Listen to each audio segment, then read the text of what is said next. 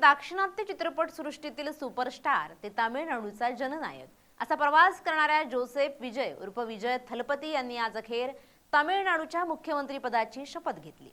चेन्नई येथील ऐतिहासिक नेहरू इंडोर स्टेडियममध्ये हजारो समर्थकांच्या उपस्थितीत हा सोहळा अत्यंत उत्साहात पार पडला। मुख्यमंत्री पदाची सूत्र हाती घेताच विजय यांनी आपल्या धडाकेबाज कार्यशैलीची झलक दाखवत 3 महत्त्वाच्या फाईल्सवर स्वाक्षरी केली आहे। यामुळे तमिळनाडूमध्ये आता खऱ्या अर्थाने थलपती राजवटीला सुरुवात झाली आहे।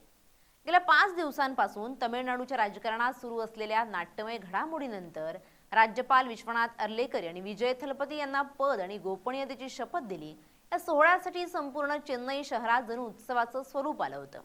विशेष म्हणजे या ऐतिहासिक क्षणाचे साक्षीदार होण्यासाठी काँग्रेस नेते राहुल गांधी यांची प्रमुख उपस्थिती होती। विजय यांच्यासोबत त्यांच्या मंत्रिमंडळातील इतर 9 मंत्र्यांनीही आज शपथ घेतली, ज्यामध्ये तरुण चेहऱ्यांना प्राधान्य देण्यात आले। पदभार स्वीकारताच 3 धडाकेबाज निर्णय घेण्यात आले आहेत। मुख्यमंत्री विजय यांनी केवळ शपथ घेऊन औपचारिकता पूर्ण केली नाहीये, तर तातडीने सीएमओ मुख्यमंत्री कार्यालय गाठून प्रत्यक्ष कामकाजाला सुरुवात केली। त्यांनी पहिल्याच दिवशी जनतेला दिलेली आश्वासनं पूर्ण करण्याच्या दिशेने 3 महत्त्वाच्या निर्णयांवर स्वाक्षरी केली। राज्यातील सर्व घरगुती ग्राहकांसाठी दरमहा 200 युनिट पर्यंत मोफत वीज देण्याचा निर्णय घेतलाय। यामुळे सर्वसामान्य जनतेला मोठा दिलासा मिळणार आहे। महागाईच्या काळात मध्यमवर्गीय आणि गरीब कुटुंबासाठी हा निर्णय अत्यंत कळीचा ठरणार आहे। तमिळनाडूतील तरुण पिढीला व्यसनाधीनतेपासून वाचवण्यासाठी प्रत्येक जिल्ह्यात स्वतंत्र अंमली पदार्थ विरोधी पथक स्थापन करण्याचे आदेश दिले आहेत। तमिळनाडूमध्ये गेल्या काही काळापासून अंमली पदार्थांच्या वाढत्या तस्करीचा मुद्दा चर्चेत होता। त्यामुळे प्रत्येक जिल्ह्यात स्वतंत्र पथक असल्याने स्थानिक पातळीवर गुन्हेगारांवर वचक बसेल। हे दल केवळ कारवाईच नाही, तर शाळा महाविद्यालयाच्या परिसरात जनजागृतीसाठीही महत्त्वाची भूमिका बजावू शकतं। महिला सुरक्षेला प्राधान्य देऊन विजय यांनी राज्याच्या अर्ध्या लोकसंख्येचा विश्वास जिंकण्याचा प्रयत्न केलाय। महिलांच्या सुरक्षेसाठी समर्पित अशा एका विशेष दलाची निर्मिती करण्यात येणार आहे। महिलांवरील अत्याचार रोखणं आणि त्यांना सुरक्षित वातावरण देणं ही सरकारची प्राथमिकता असल्याचं त्यांनी स्पष्ट केलंय।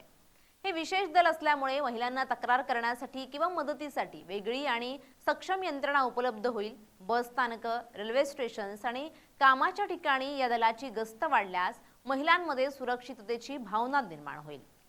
निवडणुकीच्या जाहीरनाम्यातील आश्वासनं ही केवळ कागदी नाहीयेत, त्यांची अंमलबजावणी हीच त्याची प्राथमिकता असल्याचं त्यांनी स्पष्ट देखील केलंय।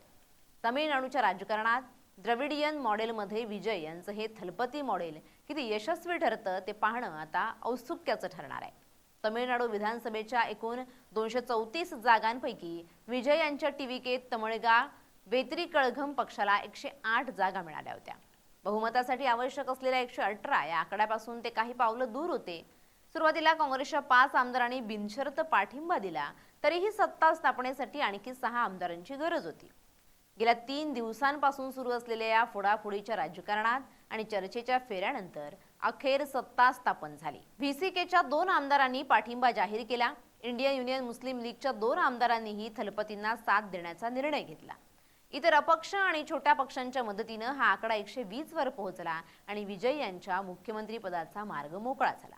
विधानसभेतील पक्षीय बलाबल पाहिलं तर टीव्हीके म्हणजेच विजय यांच्या पक्षाचे 108 जागा, डीएमके 59, एआयएडीएमके 47, काँग्रेस 5, इतर व्हीसीके, आययूएमआय, पीएमके 15 यांची थलापती यांना मोलाची मदत मिळाली। 22 जून 1947 रोजी जन्मलेला जोसेफ विजय यांचा प्रवास थक्क करणार आहे। चित्रपट दिग्दर्शक S.A. चंद्रशेखर यांचे सुपुत्र असूनही त्यांनी स्वतःच्या हिमतीवर चित्रपटसृष्टीत स्थान निर्माण केलं। एक बाल कलाकार म्हणून सुरू झालेला हा प्रवास सुपरस्टार थलपती पर्यंत पोहोचला आणि त्यांच्या चित्रपटांमधून नेहमीच सामाजिक प्रश्न मांडले गेले, ज्यामुळे त्यांचा एक मोठा चाहता वर्ग निर्माण झाला। काही महिन्यांपूर्वीच त्यांनी आपल्या राजकीय पक्षाची स्थापना केली होती। शिक्षण, रोजगार आणि भ्रष्टाचारमुक्त प्रशासन हे 3 मुख्य आधारस्तंभ घेऊन ते निवडणुकीच्या रिंगणात उतरले होते। प्रस्थापित डीएमके आणि एआयडीएमके द्रविडियन पक्षांना धक्का देत त्यांनी मिळवलेलं हे यश तामिळनाडूच्या राजकारणातील एका नव्या युगाची नांदी मानली जाते। बहुमत सिद्ध करताना विजय यांनी बरीच कसरत केली, तरी आता प्रत्यक्ष प्रशासकीय कामगिरी करून दाखवण्याचं मोठं आव्हान त्यांच्या समोर आहे। विरोधक प्रबळ असताना आणि मित्र पक्षांना सोबत घेऊन चालताना विजय आपली धडाकेबाज प्रतिमा कशी टिकवून ठेवतात याकडे संपूर्ण देशाचं लक्ष लागलंय। आजच्या शपथविधीनंतर तमिळनाडूच्या कानाकोपऱ्यात विजय यांच्या नावाचा जयघोष होतोय. आता बदल घडणार अशी आशा येथील सामान्य जनतेनं व्यक्त केली आहे. Bureau report, LS Marathi.